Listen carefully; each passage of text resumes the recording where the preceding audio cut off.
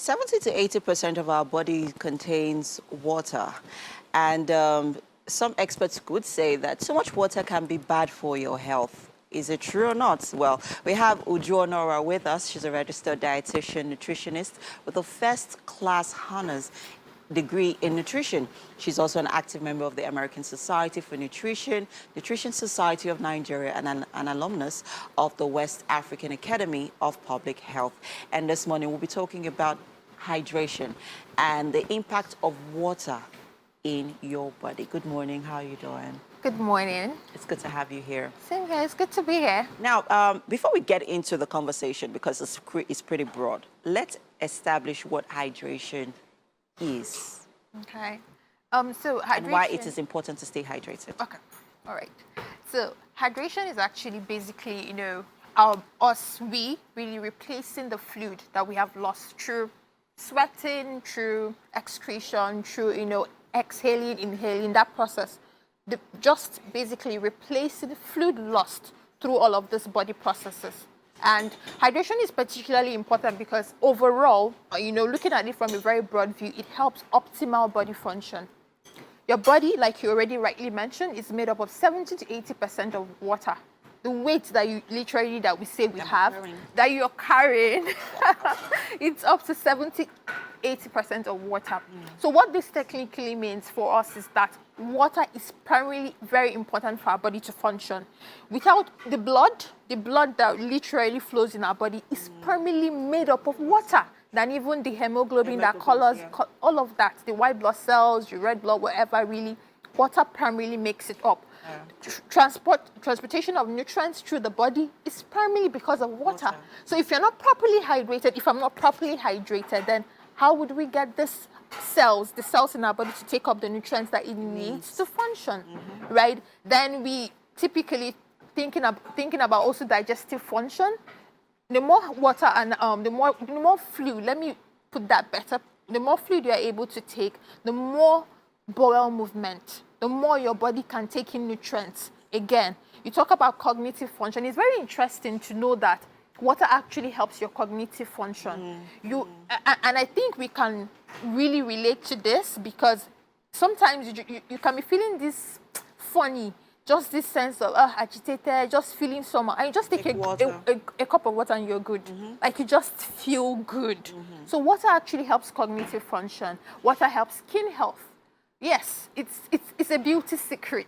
Hello, taking water actually helps to reduce wrinkles, formation of wrinkles. It helps to make the skin not to be dry. That's and it just improves its elasticity. It's softer, it's supple, and gives to you the moisture. touch. It gives it moisture, so it gives it a feeling of elasticity, which is good. And then that wrinkle, whatever, and aging helps it to reduce, amongst other, of course, whatever skin, regimen and all of that. But water is primarily good for the body, digestive health, cognitive function, nutrient transport, joints, the movement, even the movement of our joints is lubricated by water. So I could literally go on and on. There's just so much benefits of staying hydrated. Now let's talk about staying hydrated. When we wake up in the morning, how much of water does our body need per time? Should I say per hour? In a day. How many glasses of water are we required to take when we wake up in the morning? Because some experts say 2, some say 1.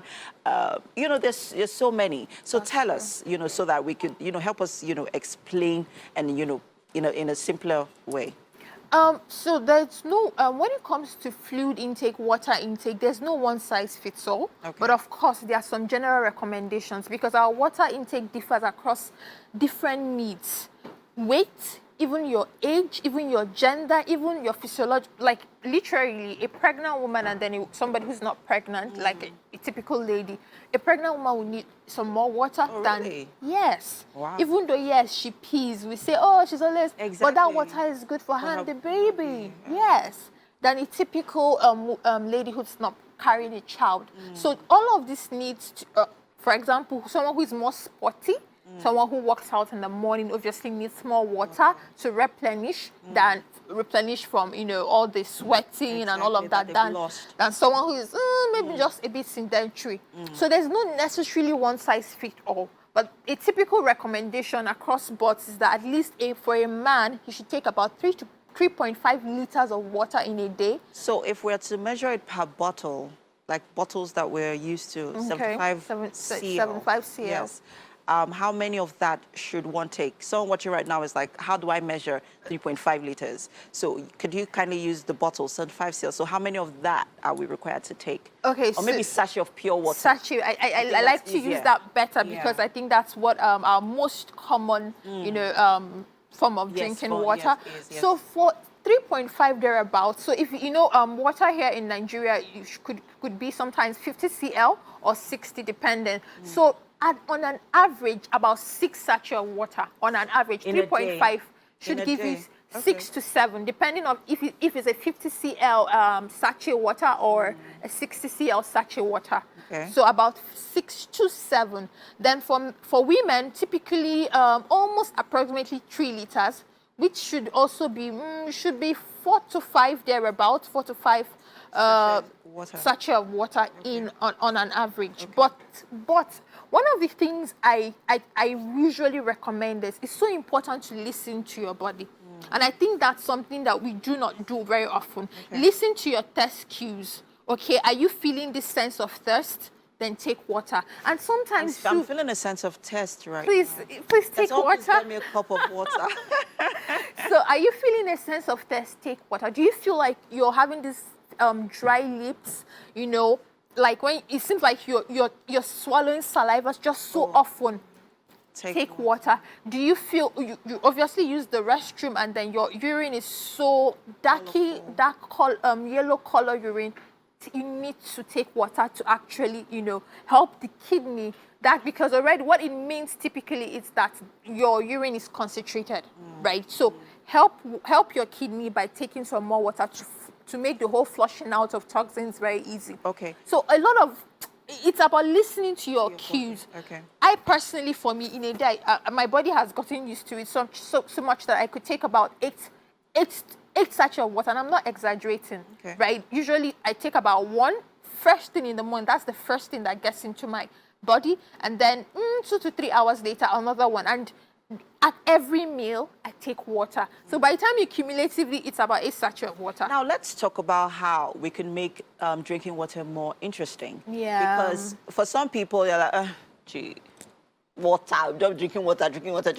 It's not tasty, it's not fun, it's not exciting. So what are the fun ways that we can even make it even more interesting for kids? Because even as adults, we are struggling. Now talk about kids that have sweet tooth. that have a sweet tooth, right? So how can we, you know, make it a little more interesting? Okay, so before I get to that, I feel like it's important to say this, that a very key way to take water or to make your body want to take water is that you're swapping it with other fluids. Okay. I've noticed over time and time again, that people who usually struggle with water oftentimes, of course, I mean, it's not a general rule, but I've seen that people who struggle with water oftentimes is because there's something else that is replacing the water intake. Which sometimes it could be beer for some people. Okay. For some people, it could be fizzy sugary drink. So it's a psychological thing. The fact that if I have something that I can take to stay hydrated, that is sweet, that is more, you know. Yeah, it doesn't mean it's good for my health. It doesn't, and even though it's not good for my health, I'm not going to feel like taking water. Because to me, my brain, it's a better option to stay hydrated. So while I'm going to get to the whole, you know, how to make water more interesting, it's so important that if you're really trying to get intentional about taking water, then you have to cut out other options. Okay. That way, generally, your body begins to tilt to the fact that, oh, for me to stay hydrated, I'm going to have to take water. now. There's no Quickly, other let's talk option. about the interesting options. Yeah, very key thing. We say things like flavored water, flavoring your water. Now, like you rightly said, water is not usually interesting for some people. It's not. It doesn't have taste. Yeah. Like literally, it doesn't have taste. Yeah. Right. So flavoring your water With what? With different things. Literally, you have lemon. People do lemon. People do ginger. People do apples. You know, cut up in very very little bits. Cube it up. Put it in your water, allow it to infuse well into the water. For some people, they could remove it before taking, or they just keep sipping in through while those things are well. So flavoring water is so important. Yeah. Then taking water also with things, with food, sort of helps, give that feeling, okay, I'm enjoying it a bit, right? So you could find, obviously, during meals, I highly recommend try to take water. Okay. Let it be part of your time slots for taking water. At least that helps to make water more interesting.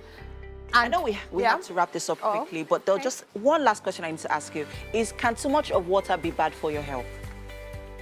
Okay, that is called, I don't want to say no or yes, but one thing I would just put it this way.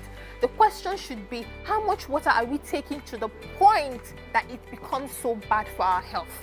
Right? And in cases where water is bad for people's health, it's usually they already probably have things like a failed kidney, right? So they need to be regulated fluid intake. Okay. But for a healthy, normal adult, the question should be, are you even taking enough to get to a point where there is water toxicity? Okay, this conversation is, I mean, we cannot exhaust it, but I'd just like to say thank you so much. And I'm hoping we have to head over to the kitchen right now to have something to eat. I'm really hoping that there's a cup of water right there For sure. for you to hydrate, to keep you hydrated, because I know you've lost a lot of, talking and all of that. So let's just head over to the kitchen. And I think you've left us with a very, very interesting question today. Are you taking enough water? So please, let's head over to the kitchen quickly.